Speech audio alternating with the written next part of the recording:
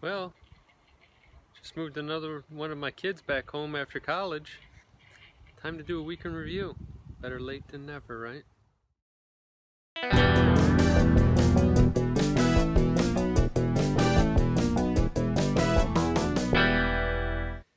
Well, hello again. Here we are.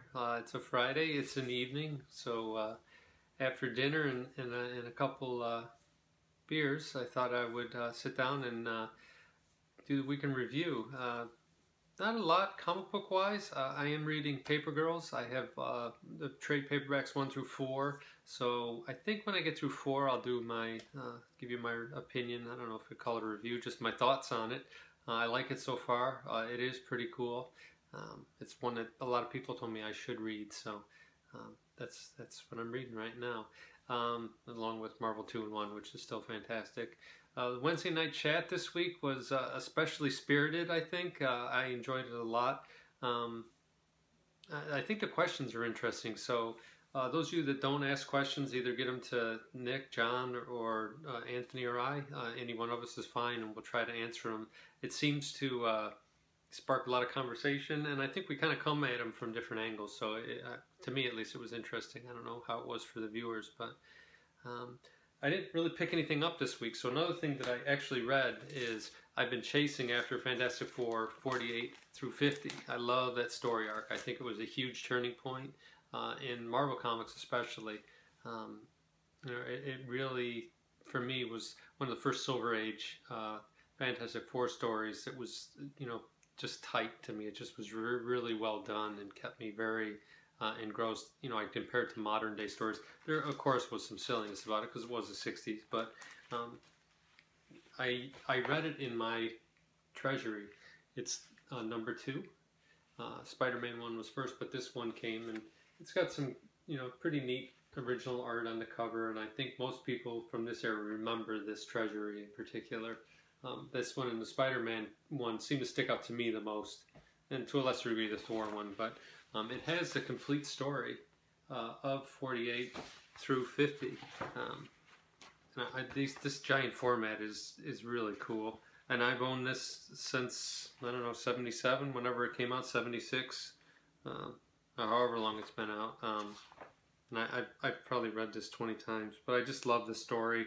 I love the storytelling in it, and it was really fun to read this again. I read it again this week, and I found it very difficult to find 48 to 50 in a grade and a price that I'm willing to spend. It looks like 48 now is, even for like a 6.0, is probably over $800 at this point. So it's not what I probably won't bother chasing after it anymore, because it's not what I really want to get into. Although it is first appearance of Silver Surfer, and I guess that wouldn't be a bad investment.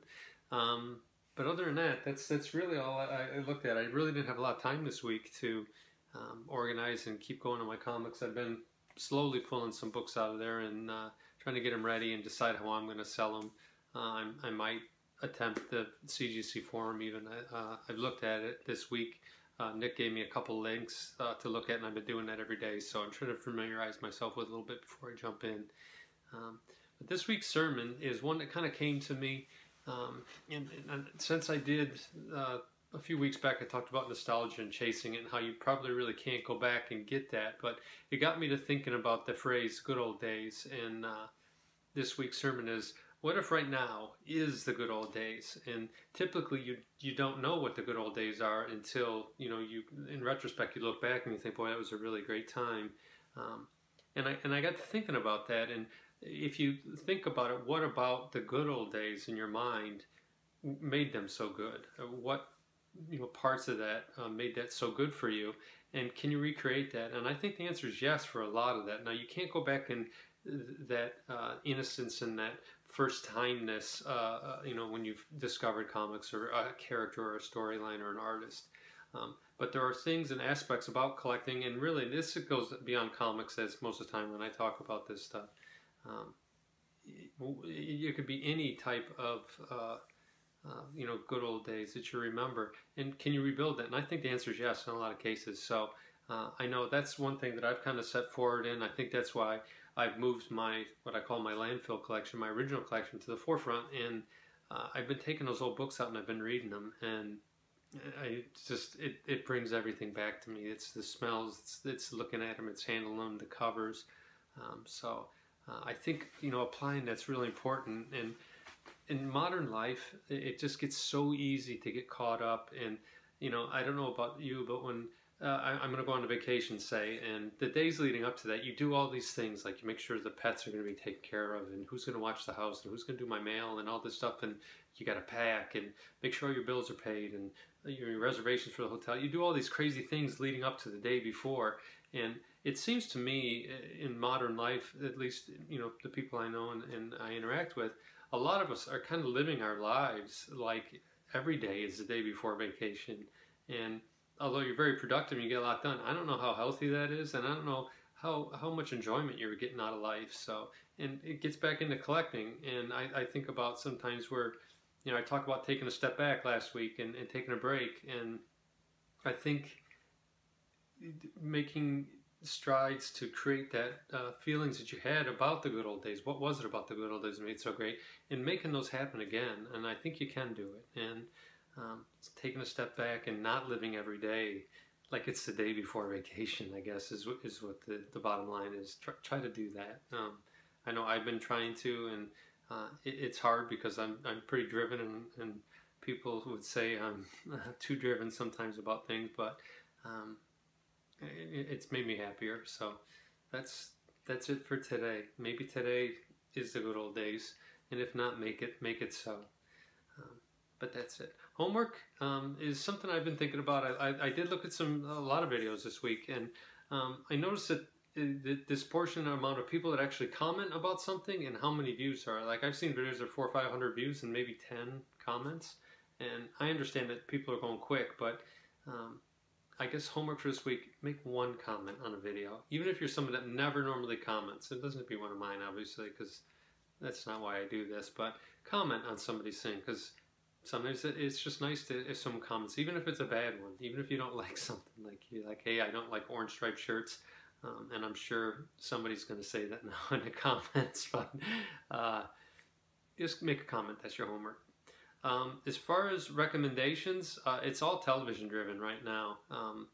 The Terror, I don't know if you're watching it on AMC, this last week, it was gut-wrenching. There were several on-scene deaths of characters, and it's heartfelt, where it's these guys dying in the Arctic, and they're dying from, I don't want to really spoiler it, but there's certain kind of poisoning that's going on, or they're starving to death, or just dying of the elements, or this creature's ripping them apart, and just that choking and bleeding and hanging on to a guy's hands, and it's gut-wrenching, and it's really good television. I enjoy the hell out of it, and there's just some really twisted evil things going on in the show, so it's very entertaining. Legion this week was visually beautiful, as it always is. Just a few things happened in it storyline wise where I kind of felt kind of meh, I guess. But then there were other parts of it that are the main storyline that are very good, so I'm still very high on Legion. I think it's probably the best show on TV right now. Although last Sunday night, and that's my last recommendation, is Fear the Walking Dead. By far for me, I'm enjoying these first few episodes more than I've enjoyed the regular Walking Dead for probably the last 4 seasons. This last one had Garrett Dillahunt in it, and Jenna Elfman, and it was just them in a cabin trying to survive together, and she washes up on shore, and it's just how they interact together and how simple their lives were. And it got me to thinking while I'm watching this that, and this goes back to the sermon a little bit, we all chase all these things that we want, or we think we want, or we think we need, but in that reality, it's just what they actually need, and they just seem totally happy just surviving, putting a roof over their head, eating, cleansing water, going fishing. Yeah, they got to kill the occasional, walker, but for the most part, it's just surviving and living in solitude and dealing with that. But it was just a beautiful episode, and even if you don't watch Fear the Walking Dead, I can't recommend it enough. If it's the only one you watch, you really don't need to know anything about anyone else. These are both new characters. You don't need to know a lot about them. It's pretty self-explanatory. If you haven't seen it, try to catch it on the rewind, or obviously it's streamed everywhere, so you can watch it. But I enjoyed it. if I could recommend any of the three, definitely watch Last Sunday's Fear the Walking Dead. It's just very well done, great camera angles.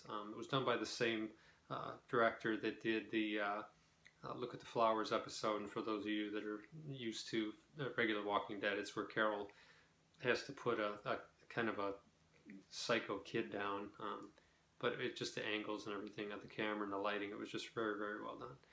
And then the last thing is my pick of the week is very short.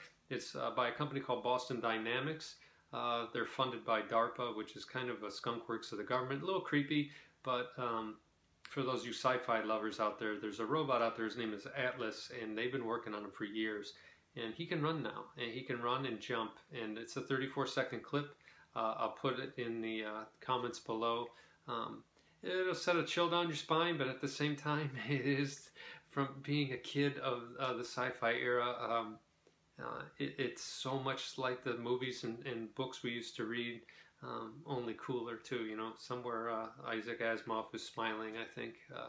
But just watch the clip and then let me know what you think of it. If it totally creeped you out, or if it's just so cool, even though it creeped you out, you don't care.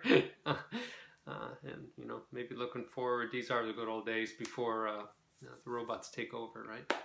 Anyway, that's all I got for you this week. Tried to keep it on 10 minutes. I don't think I did it, but until next time, life, liberty, and the pursuit of comics. Bye.